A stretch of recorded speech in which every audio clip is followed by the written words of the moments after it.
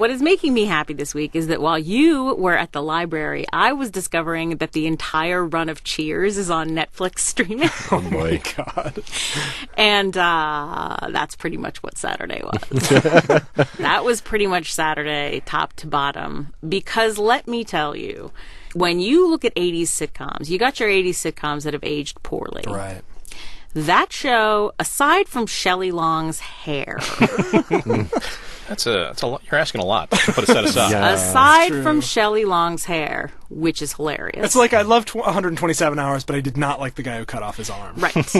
But aside from that, you could take that show, you could put it on the air tomorrow. Absolutely no one would great notice. show. It is absolutely ageless. It does not feel old. It does not feel dated.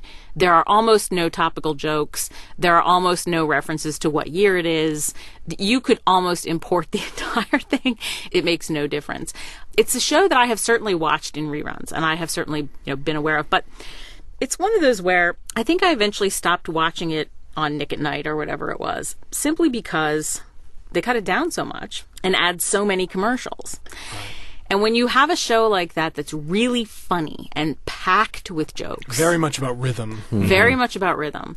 The difference when you can just leave it running and it runs for the entire episode with no interruptions is shocking. It's incredible how pleasurable it was. It's not that I didn't know it was good, but I was watching it and I was just laughing and I was thinking, boy, this is really terrific. And I you know that I'm a big romantic comedy banter person. So obviously this is a kind of a signature show in that area. But one of the things that was interesting to me when I watched it is that it has a reputation for being one of these, well, they fight and hate each other and then eventually they're going to get together.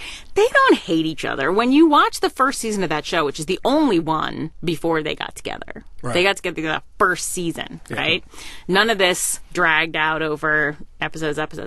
When you watch that first season, the entire time, they are teasing each other. They are, they're sort of throwing barbs back and forth, but they are smiling and laughing the whole time. It's not mean. Yeah. It's not like the romantic comedies that you'll see now, like these horrible ones, like these stupid movies they keep putting Katherine Heigl in with these horrible men where everybody genuinely hates each other and is really unkind and nasty to each other, and then all of a sudden they kiss for absolutely no reason.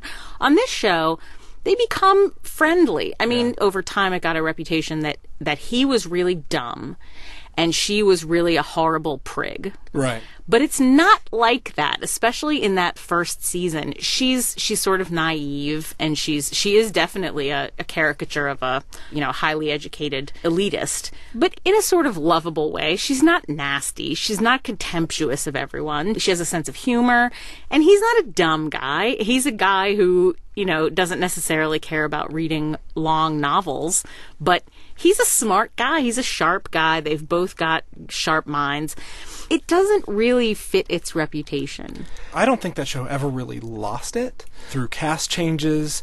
There are episodes of that show that are like densely choreographed, sort of 20 solid minutes of physical and verbal comedy. That is a wonderful, wonderful show. I love Cheers. Yeah, I mean, there's a reason it created a very successful spin-off franchise. Mm-hmm. And it's The Tortellis? Yes, that one.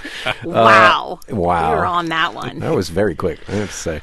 I'd have had to dig for that. The creators of this show knew the basics of comedy structure and farcical structure, the sort of the mistaken assumptions that build upon one another until it all comes crashing down. That's one of the things that both Cheers and Frasier did pretty well. Yeah, and I was just surprised and impressed with the density of jokes. Yeah. Mm-hmm. And the fact that this show is packed with people who can both take a joke, be the butt of the joke, and deliver a punchline. Everybody in that cast can deliver a punchline. Just a punchline to a joke. And it's not all, there's character work, there's all that good stuff. These are people who can deliver a joke. If you look at somebody like Rhea Perlman, she can deliver a joke. She will make your joke funnier than it was when you wrote it. They have timing. It is a sophisticated joke delivery system, that show. And that is part of what you're looking for in a comedy. My favorite thing about that show is that apparently the actor John Ratzenberger, who played Cliff Clavin, suggested the character of Cliff Clavin to the producers and writers. He didn't get the Norm part. Right, he wanted to be Norm. He wanted to be Norm, and he went back in and said, have you ever thought about having a bar know-it-all? And that character, he's not necessarily the heart of the show, but he's certainly a very vital organ. That show needs him. Yes. And he's just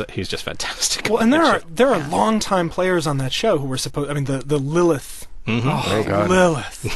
I love Lilith. She was supposed to be just she was BB Newirth. Yeah, she's supposed to be in and out. But she was just supposed to be, I think, one episode, and they finally brought her back because she was so good, and then ended up. Yeah. Yep. One of the things I noticed in the first season is that they have these jokes where it will just be a drop-in. I was watching one where these two older ladies come into the bar and they start off saying they're going to have tea. And I'll have a small sherry.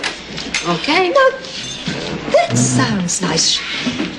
Sherry sounds very nice, and it is late afternoon. I think I'll have a glass of sherry too, please. 2 sherries.